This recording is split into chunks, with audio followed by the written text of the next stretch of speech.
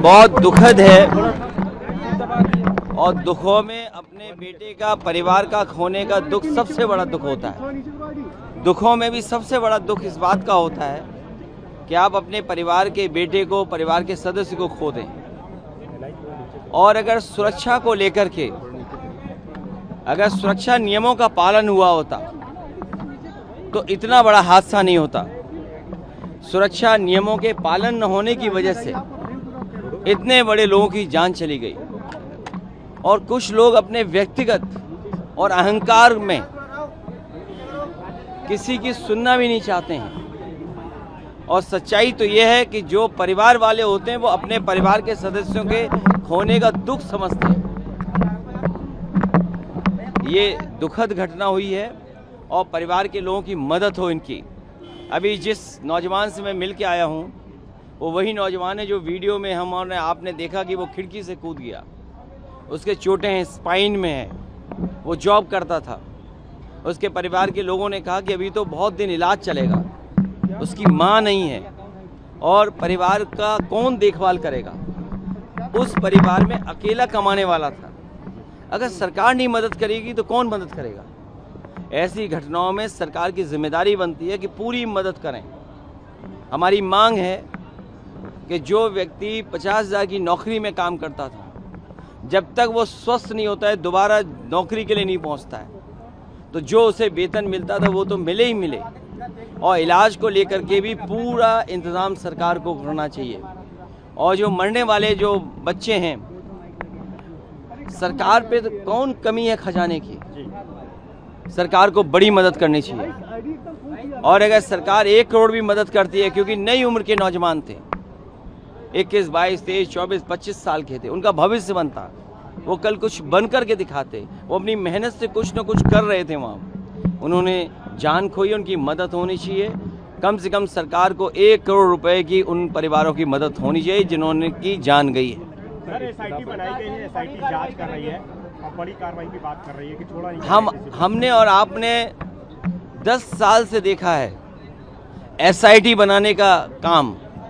हर घटना में एसआईटी बनती है और लगता तो ऐसा है कि कोई सरकार नहीं है। और सरकार है तो सरकार नियमों का पालन क्यों नहीं कराती है। और इस सरकार में जो नक्शे पास हुए होंगे, जो एनओसी मिले होंगे, फायर एनओसी तब मिलेगा तब जाकर के नक्शा पास होगा। लेकिन कौन लोग थे जो फायर एनओसी के लिए अपनी जेब भरते थे और जेब का खजाना कहां तक लेकर के जाते थे। लगता तो ये कि 10 साल से कोई सरकार ही नहीं थी। और जब भ्रष्टाचार हावी हो जाएगा मानकों पर तो क्या फैसला होगा। इस सरकार में भ्रष्टाचार हावी हो गया है मानकों पर। इसकी वजह से भ्रष्टाचार चरम सीमा पर है। और जो सरकार भ्रष्टाचार से बनी है वो भ्रष्टाचार तो करेगी, क्यों नहीं करेगी। सर 2016 वजह नहीं पता चली कि आग लगी कैसे। 4 लोग छोटों पे कार्रवाई हो गई, बड़ों को बचाया जा रहा है इसमें। आपको याद होगा जब होटल लिवाना में आग लगी थी तो इस सरकार ने क्या क्या कहा था। यही मुख्यमंत्री जी ने कहा था कि बुलडोजर चल जाएगा 24 घंटे में। क्या उस बिल्डिंग पे बुलडोजर चला आज तक। गरीबों को उजाड़ने के लिए किसने आग लगा दी थी, याद कीजिए, यहीं पर लखनऊ में। और ये सरकार तो वो है जो अहंकार जिसके अंदर है, अहंकार में चूर है, उन्हें कुछ दिखाई नहीं देता, न समझते हैं। हमने आपने देखा कि किस तरीके से अकबर नगर के लोगों को बुलडोजर चला करके हटा दिया गया। तो आखिर बुलडोजर किसका इंतजार कर रहा है। बड़ा फैलेवर हुआ है कि जो मानक थे उनकी जो है पूर्ति नहीं की गई, जो फायर सेफ्टी के मानक होते हैं उनकी भी पूर्ति नहीं की गई। और ऐसे बहुत से जगह होंगे जिन पे ये मानक जो है पूर्ण नहीं हो रहे हैं। ये कितना बड़ा फेलियर है। ये सरकार तो वो है, अगर किसी को परेशान करना है तो इन नियमों को लेकर के उनकी बिल्डिंगों को बंद कर देते हैं। याद कीजिए इलाहाबाद में जो कोचिंगें बंद हुई, उस आंदोलन को दबाने के लिए कोचिंगों पर क्या कहा गया कि फायर और सेफ्टी के पूरे मानक नहीं करते, इसलिए इनको बंद कर देना चाहिए। और अगर उस समय सरकार ने ध्यान दिया होता, या लिवाना में जब आग लगी थी तब ध्यान दिया होता, या चारबाग में जब आग लगी थी तब ध्यान दिया होता, या अभी कुछ दिन पहले आग लगी तब ध्यान दिया होता, और दिल्ली में जब आग लगी तब ध्यान दिया होता, तो शायद हमारे ये नौजवान जिनकी 15 लोगों की जान गई, इनकी जान नहीं जाती। सुरक्षा के नियमों का पालन सरकार करती तो इतने बड़े पैमाने पे जान नहीं जाती। सर, ये बताया जा रहा है कि एनओसी नहीं थी और 2016 से बिल्डिंग तैयार की गई, 4 लोग पे गाज गिरी है, 4 लोग के ऊपर कार्रवाई की गई। मुझे दुख है इस बात का, एक बार ध्वस्तीकरण के आदेश से फिर निरस्त हो गए। मुझे दुख है इस बात का कि ऐसा लग रहा है कि 10 साल से सरकार ही नहीं थी। लग तो ये रहा, क्योंकि आप जो सवाल पूछ रहे हो 2016 की बात कर रहे हो, तो इसका मतलब पिछले 10 साल से कोई सरकार नहीं थी इसका मतलब। और अगर सरकार भी थी तो भ्रष्टाचार से अपनी जेब भर रही थी। मुझे दुख उससे ज़्यादा उन चैनलों पर है जो हाईलाइट करके 2016 को याद दिला रहे हैं। कम से कम उन चैनलों को इस तरह का काम नहीं करना चाहिए।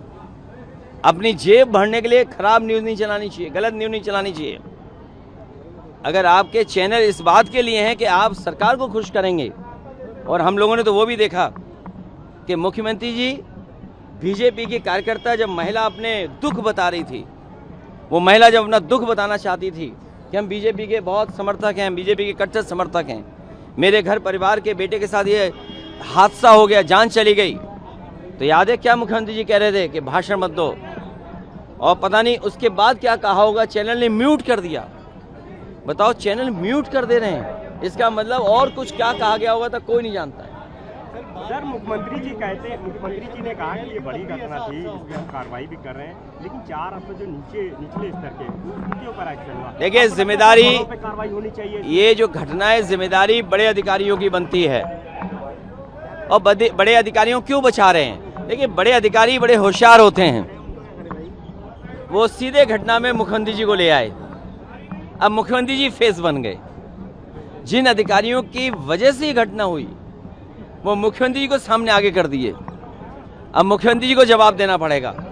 कम से कम मुख्यमंत्री जी को ये तो होशियारी अधिकारियों की समझनी चाहिए कि फायर एनओसी की वजह से या नक्शे की गलत होने की वजह से या ध्वस्तीकरण की वजह से वो क्यों उनको आगे कर रहे हैं। और लखनऊ में पता कर लेना आप, जितने बीजेपी की सरकार में नक्शे पास हुए हैं सबकी जांच होनी चाहिए।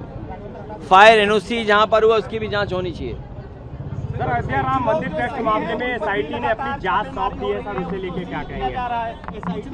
प्रदेश में सही है, उन पर भी छापेमारी नहीं, अब ये सरकार, क्योंकि सरकार भ्रष्टाचार से बनी है तो भ्रष्टाचार तो करेंगे करेंगे। डर के मारे बोर्ड हटा ले। और दूसरा, क्योंकि अब इस छापेमारी में इसके बहाने जेब भरने का और मौका मिल जाएगा। चेहरा छूट जाएगा नहीं।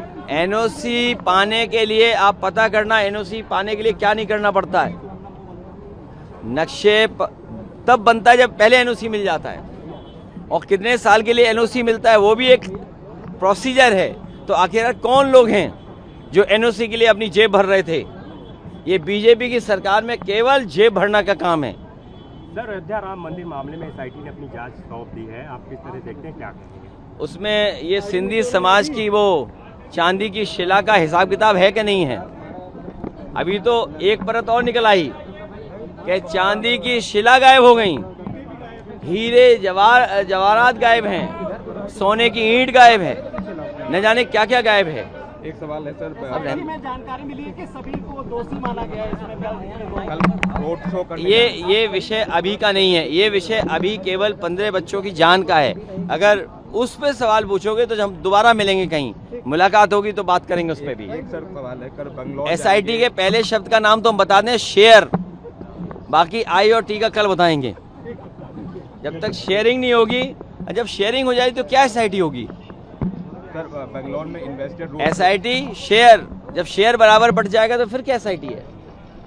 कल बंगलौर में इन्वेस्टर रोड शो करने के लिए जो है मुख्यमंत्री जा रहे हैं। बताया जा रहा है कि इन्वेस्ट जो है उससे यूपी में आएगा, इसके लिए इन्वेस्टर का रोड शो। मेरे साथी, सरकार जाने वाली है, वो दिन गिन रहे हैं। नवंबर में चुनाव होने जा रहा है, 1 महीना 2 महीना बरसात में निकल जाएंगे। अब कौन सा इन्वेस्टमेंट आएगा? ये केवल टीवी चैनलों को दाना पानी देने के लिए इन्वेस्टमेंट होने जा रहा है और उसके रोड शो होने जा रहा है। आप लोग दाना पानी खाइए, उसी से काम चलेगा। तो आज तो और भी तो ध्वस्तीकरण होने, बीजेपी की सरकार में जो नक्शे पास हुए हैं वो जांचेंगे तो पता लगेंगे बिना मानक के सब पास करा दिए गए नक्शे।